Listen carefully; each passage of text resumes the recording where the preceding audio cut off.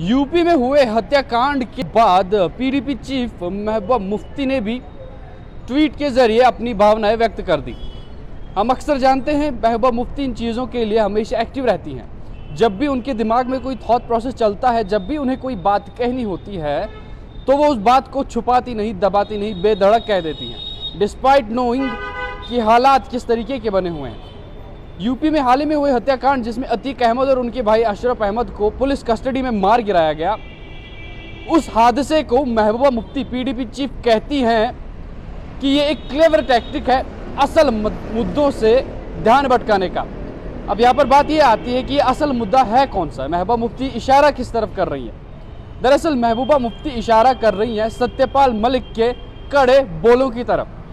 हाल ही में जम्मू कश्मीर के पूर्व गवर्नर सत्यपाल मलिक ने एक टीवी शो में कहा था कि जो पुलवामा अटैक हुआ था वो एक बहुत बड़ा सिक्योरिटी लैप्स था, और उस सिक्योरिटी लैप्स के चलते ही 39 सीआरपीएफ जवानों की पुलवामा अटैक में मौत हो गई थी।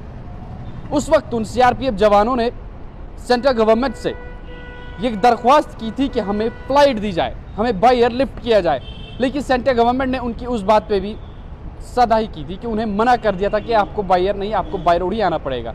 उसके बाद उन्हें बाय रोड आना पड़ा और नतीजा हम सब के सामने है। 40 सीआरपीएफ जवानों को अपनी जान से हाथ धोना पड़ा। जैसे ही सत्यपाल मलिक ने बयान दिया था और उन्होंने कुछ और भी बयानात दिए हैं, तो उसके बाद भारतीय जनता पार्टी पर लगातार निशाना साधा जा रहा था। तो महबूबा मुफ्ती कहती है जैसे ही उन्हें लगा कि भारतीय प्रधानमंत्री पीएम नरेंद्र मोदी की इज्जत खतरे में है, अब उन पर सवाल उठ सकता है, अमित शाह पर सवाल उठ सकता है, तो इन्होंने देश में एक नए मुद्दे को जन्म दे दिया, और वो मुद्दा है अतीक अहमद और उनके भाई मोहम्मद अशरफ का पुलिस कस्टडी में कत्ल करवा देना। हमने भी वो वीडियो क्लिप साफ देखा था कि किस तरह मीडिया बंधु यानी कि जर्नलिस्ट की आड़ लेके 3 हत्यारे हथियारबंद होकर उसी भीड़ में चल रहे थे, जिस वक्त उन दोनों कैदियों को मेडिकल कॉलेज मेडिकल एग्जामिनेशन के लिए ले जाया जा रहा था। अचानक से जैसे ही वो दोनों मोहम्मद अशरफ और अतीक अहमद प्रेस से वार्तालाप कर रहे थे, तो अचानक से वो 3 शख्स अपनी बंदूकें निकाल कर उन पर गोलियों की बौछार कर देते हैं और वो वहीं पे उनकी मौत हो जाती है ऑन द स्पॉट। और वो कहते हैं कि ये एक गुंडा राज है।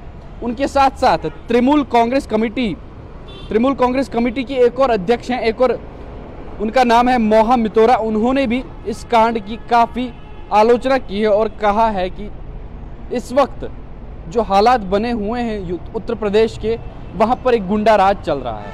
ये गुंडा राज एक पुराने वक्त में हुआ करता था, वो गुंडा राज अब वापस आ चुका है, और हमने अपनी आंखों से देखा है कि किस प्रकार से दिन दहाड़े ऐसे पुलिस कस्टडी में किसी को मार दिया जाता है और उसके बाद वहाँ पर जश्न भी मनाया जाता है। उन्होंने ये टैग करते हुए कहा कि जश्न भी मनाया गया, अतीक अहमद और मोहम्मद अशरफ की मौत का जय श्री राम के नारे लगाए गए।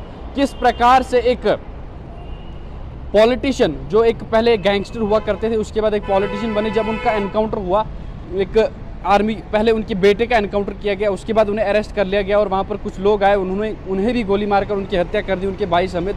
तो उस पर भी काफ़ी आलोचनाएं हो रही है, और वो कहती हैं कि जिस प्रकार से यहाँ पर हालात बने हुए हैं यूपी के, इस सारी की सारी जिम्मेदारी भारतीय जनता पार्टी की, और भारतीय जनता पार्टी की वजह से ही ऐसे देश में चीज़ें हो रही हैं। इस वक्त पूरे देश में गुंडा राज चल रहा है। इस वक्त कानून व्यवस्था की कोई भी इज्जत नहीं करता। हमारे देश का जो कानून है उसकी धज्जियां उड़ाई जा रही हैं। और दूसरी जानिब जो सत्यपाल मलिक की हमने बात की थी, तो सत्यपाल मलिक ने पहले भी मोदी गवर्नमेंट पे ये आलोचना लगाई थी कि सिक्योरिटी लैप्स था, रिश्वतखोरी तब भी थी और आज भी है, और उसी बयान को दरकिनार करने के लिए महबूबा मुफ्ती और तृणमूल कांग्रेस कमेटी की एक महिला अध्यक्ष कहती हैं कि ये सारा मुद्दा पेश आया है। इससे पहले भी राहुल गांधी की एक और बात को लेकर ये कहा गया था कि असल मुद्दों से ध्यान भटकाने के लिए भारतीय जनता पार्टी एक नए मुद्दे को जन्म देती है। अब फिर से एक बार ऐसी पॉलिटिकल पार्टीज की कुछ लीडर्स कहते हैं कि इस बार भी सेम ऐसा ही हुआ है। आपकी क्या राय है अभी कमेंट बॉक्स में जरूर दीजिएगा। तब तक के लिए बने रहे इंडियन ट्रिब्यून न्यूज़ 24/7 के साथ। मुझे दीजिए इजाजत। Take care.